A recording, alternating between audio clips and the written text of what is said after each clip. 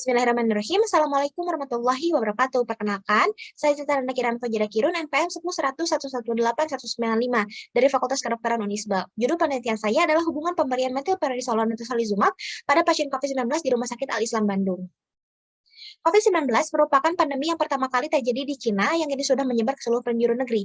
COVID-19 diakibatkan oleh virus yang disebut dengan SARS-CoV-2. Sampai dengan bulan November 2021, berdasarkan data WHO, secara global terdapat sekitar 246 juta lebih kasus yang terkonfirmasi COVID-19, termasuk dengan sekitar 5 juta lebih kematian. Dan berdasarkan data KPCPEN di Indonesia terdapat sekitar 4 juta lebih kasus positif COVID-19 dengan sekitar 143 ribu lebih kematian.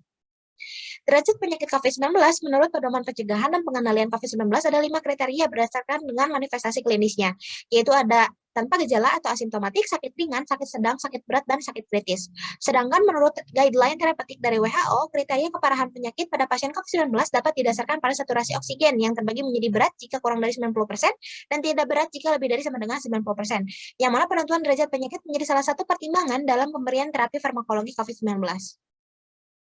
Hingga saat ini belum ada terapi khusus untuk COVID-19, namun terdapat beberapa obat yang digunakan untuk mengurangi gejala pada pasien COVID-19, yaitu ada antivirus, imunomodulator seperti tocilizumab, dan adjunctive agent seperti metilprednisolon. Pemberian kedua obat tersebut diindikasikan untuk pasien COVID-19 yang sedang, parah, dan kritis. Terapi metilprednisolon itu non-spesifik target sehingga memiliki dua fungsi, yaitu dapat mengurangi kerusakan patologis dan dapat mengurangi gejala inflamasi dengan cara menurunkan produksi prostaglandin. Serta metilprednisolon itu memiliki efek samping, yaitu acute respiratory syndrome. Dan jika penggunaannya itu dalam jangka panjang, maka akan meningkatkan replikasi virus lebih lanjut. Sedangkan terapi tocilizumab itu spesifik target, yang mana tocilizumab akan berikatan dengan reseptor interleukin 6, baik yang membran soluble ataupun membran bound. Kemudian nantinya itu akan menghambat pensinyalan yang dimediasi oleh interleukin 6 dan kemudian akan mencegah terjadinya peningkatan dari sitokin. Jenis penelitian ini adalah kuantitatif yang observasional analitik dengan metode penelitian cross-seksional yang dilakukan di Rumah Sakit Al-Islam Bandung. Penelitian ini, pengambilan sampelnya dilakukan dengan teknik pervasive sampling dari rekam medis. Subjek penelitian ini adalah pasien yang terkonfirmasi COVID-19 yang tercatat di rekam medis dan dirawat inap di RSAI Bandung pada periode Desember 2020 sampai dengan Juni 2021.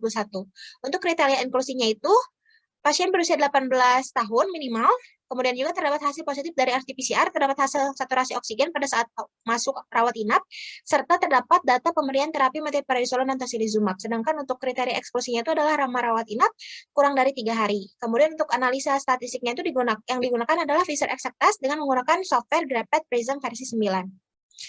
Kemudian untuk total subjek penelitian di RSI Bandung itu sebanyak 116 orang, subjek yang diberikan metilprednisolon yaitu 52 orang, dan yang diberikan tocilizumab itu adalah 64 orang. Ketika dilakukan penelitian menghasilkan yang mana pada tabel 4.1 ini menampilkan derajat penyakit COVID-19 dan terapi imunomodulator. Pasien yang dengan derajat berat sebanyak 50 orang, sedangkan dengan derajat tidak berat yaitu 66 orang. Sebanyak 31 orang yang diberikan metilprednisolon dan 35 orang yang diberikan tocilizumab memiliki derajat penyakit tidak berat. Terapi ini yang diberikan pada penelitian ini adalah berdasarkan dari data rekam medis, yaitu metilprednisolon diberikan dengan dosis 125 atau 62,5 mg secara intravena dengan frekuensi 1 kali per hari dan diberikan selama 2-15 hari atau lebih. Sedangkan tocilizumab itu diberikan dengan dosis 200 atau 400 mg secara intravena dengan frekuensi 1 kali per hari dan diberikan selama 1-11 hari. Penelitian ini bertujuan untuk mengetahui hubungan pemberian metilprednisolon dan tocilizumab pada pasien COVID-19 di Rumah Sakit Al-Islam Bandung. Ini untuk perbedaan dari mekanisme obat tersebut. Sudah dijelaskan juga tadi. Yang mana pada penelitian ini, pemberian metilprednisolon lebih banyak diberikan pada pasien COVID-19 tidak berat. Penelitian ini sesuai dengan penelitian yang dilakukan oleh Sami Arsyad, yang menjelaskan bahwa pemberian metilprednisolon didominasi oleh pasien COVID-19 tidak berat, yaitu 306 pasien. Sedangkan penelitian ini juga menghasilkan bahwa pemberian tocilizumab lebih banyak diberikan pada pasien COVID-19 tidak berat. Namun penelitian ini kontradiktif dengan penelitian Yojana Gokel, menjelaskan bahwa pemberian tocilizumab didominasi oleh pasien COVID-19 yang berat, yaitu dengan 86 pasien. Kemudian metilprednisolon lebih sering digunakan dan tersedia di berbagai fasilitas kesehatan karena terdaftar dalam DOEN. Sedangkan tocilizumab itu tidak termasuk ke dalam DOEN dan direkomendasikan untuk COVID-19 menurut Badan POM dan Ikatan Rheumatologi Indonesia. Serta dilihat dari ketersediaan dan harga di Jawa Barat itu, metilprednisolon dapat menjadi pilihan utama dari terapi imunomodulator untuk pasien COVID-19 karena metilprednisolon memiliki stok yang lebih banyak dan memiliki harga yang lebih terjangkau daripada tocilizumab.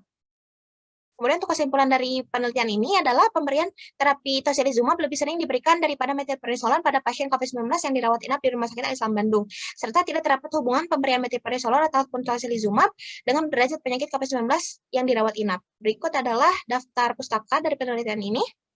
Dan akhir kata saya ucapkan terima kasih kepada LPPM Unisba yang sudah memberikan pendanaan penelitian melalui hibah dengan nomor sekian. Dan juga saya ucapkan terima kasih kepada Dr. Guntur Septapati MMRS dan staf lainnya yang sudah membantu dalam pendataan dari rekam medis di Rumah Sakit Islam Bandung. Demikian yang dapat saya sampaikan. Apabila ada kesalahan mohon dimaafkan. Terima kasih atas perhatiannya. Wabillahi taufiq wal hidayah. Wassalamualaikum warahmatullahi wabarakatuh.